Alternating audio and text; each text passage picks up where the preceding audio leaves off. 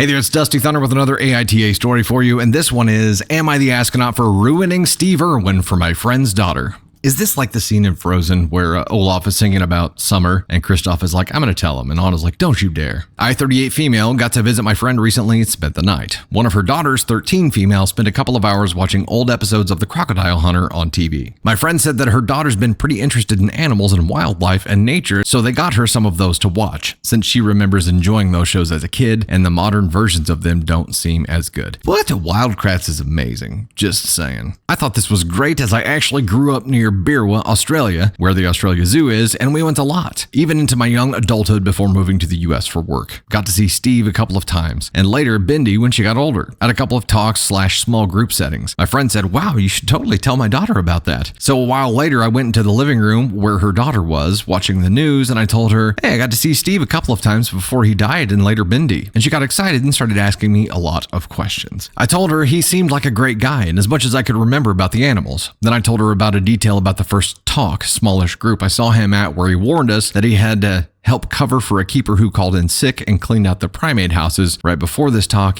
and hadn't showered yet. So we might really not want a front row seat. I didn't listen and got one anyways, and oof, regretted it. I'm sure it was a great talk and a treasured memory looking back, but at the time, all I could think about was how not to gag. That horrified my friend's daughter more than I thought, as she went, ooh, he smelled bad? Dude, who cares for animals? Of course he stunk. I was sort of taken aback and said, well, what do you think, being around animals all day, every day? That day was worse than others, I'm sure, but come to think of it, he stunk pretty bad the other time I got close enough to smell him too. So did Bindi, for that matter. My friend's daughter is apparently also very into spas and perfumes and smelling nice, and this has put a great damper on her thoughts of working with wildlife and even her enthusiasm for seeing it through a screen. My friend called me the next day and said, of all the things to share with her, did you really have to bring up how Steve Irwin smelled like monkey waste when you met him and distracted you from the talk? She said that seemed like an inappropriate thing to bring up to a young girl and also disrespectful to Steve's memory. But I don't think it was inappropriate to bring up. I think it's a realistic part of the work Steve did and was certainly something that stuck in my memory. If anything, it made me respect the work he did that much more. Am I the asshole? Top comment, NTA. She's 13 for crying out loud. This isn't Santa Claus. Her world isn't gonna end now that she knows animals can smell. Agreed. How dare you tell my child the truth about a field that she's seriously thinking about pursuing and devoting a lot of time and resources to?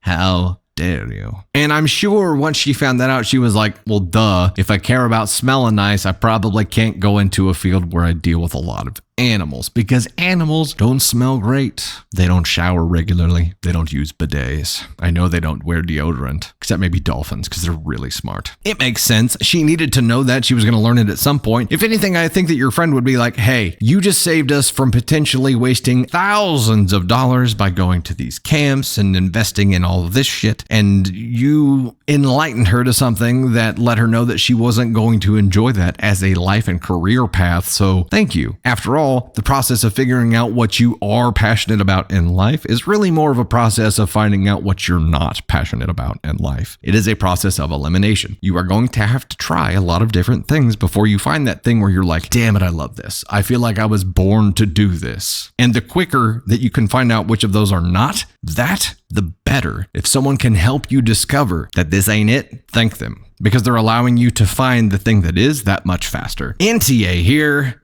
Your friend should be thanking you. Tell them I said so. Otherwise, tell them their treatment of their friends and guests smells like monkey shit. If all else fails, fling poo. If you have any poo, fling it now. As the father of preteen and teenage children, I can tell you for sure, they haven't nailed down the whole smell thing yet.